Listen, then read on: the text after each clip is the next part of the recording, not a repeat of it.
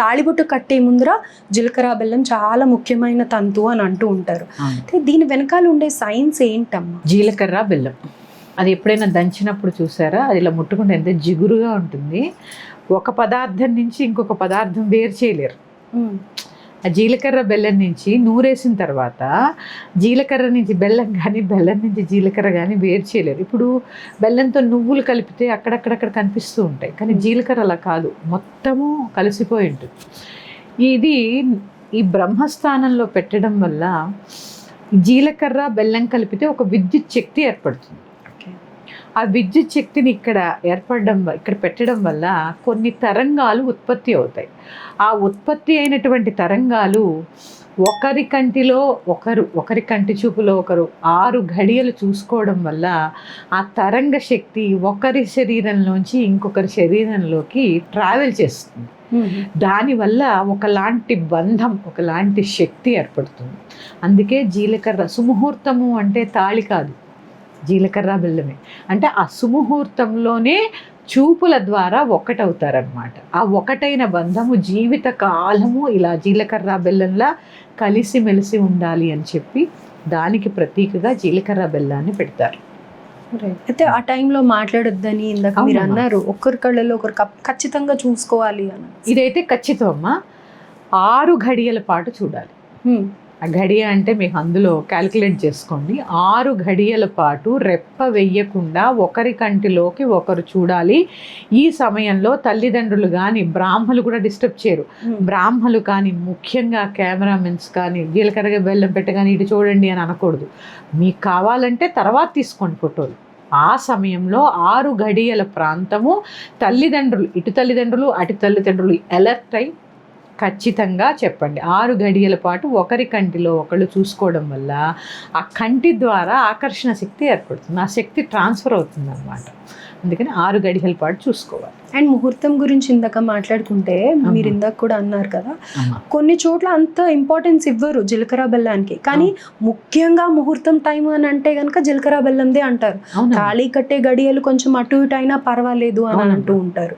అంటే ముందుగా చూసుకోవాల్సింది జీలకర్ర బెల్లం పెట్టే ముహూర్తంనే చూడాలి అని అంటారు. అవునమ్మా, ఎందుకంటే దానికి అదే కదమ్మా అసలైన సుముహూర్తము అంటే జీలకర్ర బెల్లమే. ఈ సుముహూర్తం కూడా చాలా మంది 1 నిమిషం దాటిపోయినా పెద్దగా పట్టించుకోవడం లేదు, చాలా సమయం వృధా చేస్తున్నారు. కానీ సుముహూర్తానికి ఖచ్చితంగా సుముహూర్త కార్యక్రమం జీలకర్ర బెల్లం ఏదైతే ఉందో అది ఘడియలు విఘడియలు కూడా తేడా లేకుండా జరగాలి. ఎందుకంటే ఒక పెళ్లి జరుగుతున్నప్పుడు ముహూర్త బలం అంటూ ఉంటారు చూసారా, కొన్ని పెళ్లిళ్ళు దగ్గర దాకా వచ్చి కూడా ఆగిపోయిన ఉంటూ ఉంటాయి, లేదా డబ్బు సమకూరదు. కానీ ముహూర్త బలం ఉంటే దేనికి లోటు రాదు, టక్క టక్క టక్క జరిగిపోతుంటాయి. అది ముహూర్త బలం అంటే. ఆ ముహూర్త బలంలో కనుక ఖచ్చితంగా సుముహూర్తానికి జీలకర్ర బెల్లం అంటే చెప్పాను కదమ్మా, దాని నుంచి ఒక విద్యుత్ శక్తి ఏర్పడుతుంది. ఆ శక్తి తరంగాలు ఒకరి నుంచి ఒకరికి ట్రాన్స్ఫర్ అవ్వాలి, ఇదే సుముహూర్తం. ఇప్పుడు మాంగళ్య ధారణ అంటే ఏంటి అనేది చెప్పుకుందాం, కానీ అసలైన సుముహూర్తం ఇదే, ఒకరి కంటిలోకి ఒకరు చూసుకోవడం. అప్పటిదాకా ఒక అడ్డు తెర ఉంటుంది, పెళ్లి కొడుక్కి పెళ్లి కూతురికి మధ్యలో ఒక తెరచెల్లా ఉంటుంది. ఆ తెరచెల్ల ఎందుకు పెడతారు, అప్పటి వరకు ఒకళ్ళ కంటిలో ఒకళ్ళు చూసుకోకూడదు. ఆ క్షణం మాత్రమే. ఇప్పుడు చూడండి, దీనికి మనం ఏం చెప్పుకోవాలంటే విగ్రహ ప్రతిష్టలప్పుడు కళ్ళకి గంతలు కడుతూ ఉంటారు విగ్రహాలకి, అది విప్పగాని ఎదురుగుండా ఎవరు ఉండరు. ఆ శక్తి అంతా ఒక అన్నం రాసో లేకపోతే ఏదైనా మంటో వేస్తూ ఉంటారు, ఒక అద్దము. అంటే ఆ శక్తి ఇక్కడ కూడా అంతే, ఆ శక్తి ఒకళ్ళ లోపల ఒకళ్ళకి ప్రవేశించాలి. అందుకని సుముహూర్తానికి అంత విలువ ఉందమ్మా. అందుకే చెప్తున్నాను 6 ఘడియలు ఆ క్యాలిక్యులేట్ చేసుకుని పెళ్ళయ్యే పిల్లలు కూడా, ఎందుకంటే ఇప్పుడు ఎవరు చిన్నపిల్లలు ఉండడంలా ఎటు డిస్టర్బ్ అవ్వకుండా 6 ఘడియల పాటు ఖచ్చితంగా ఒకరి కంట్లోకి ఒకళ్ళు చూసుకోవాలి. దీన్నే సుముహూర్తం అంటారు. ఆ జీలకర్ర బెల్లం పెట్టి ఒకరి కంటిలోకి ఒకళ్ళ స్పర్శ ఒకళ్ళకి అప్పటిదాకా తగలేదు కాదు కదా ఇది వరకు, ఆ తగలడాన్నే సుముహూర్తం అంటారు. అమ్మ, జీలకర్ర బెల్లం మొత్తం ఈ ప్రాసెస్ అయ్యేటప్పుడు మంగళకరమైన మంత్రాలు, మంగళాష్టకాలు అంటూ ఉంటారు కదా, మంత్రాలు చదివేటప్పుడు ఒక్కసారిగా అందరు అక్షింతలు వేస్తూ ఉంటారు. ఎందుకని వేస్తారంటారు? ఇక్కడ దాని పేరే అక్షింతలు కాదు, అక్షతలు. క్షతము కానివి అంటే వాటికి క్షతం అవ్వవు, అంటే అయిపోవడం అంటూ ఉండదు. క్షతము కానివి ఏవైనా ఉన్నాయంటే అక్షతలు.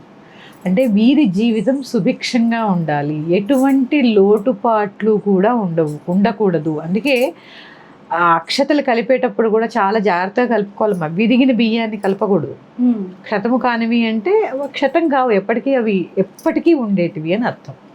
అందుకని వీరి జీవితంలో సుఖ సంతోషాలు, సౌభాగ్యాలు ఇవన్నీ కూడా ఎప్పుడూ ఉండాలి అని చెప్పి వేద మంత్రాల సాక్షిగా మంత్రోచ్చారణ చేసినప్పుడు ఆ బియ్యాన్ని పట్టుకుంటే ఏమవుతాయి, చాలా పవిత్రంగా తయారవుతాయి, ఒక శక్తిని పుంజుకుంటాయి. ఈ శక్తితో కూడినటువంటి అక్షతలని ఆ దంపతుల మీద వేయడం వల్ల సకల సుఖాలు, సర్వ సౌభాగ్యాలు, పుత్రపౌత్రాభివృద్ధి కలుగుతుందని చెప్పి అది వేస్తూ ఉంటారు.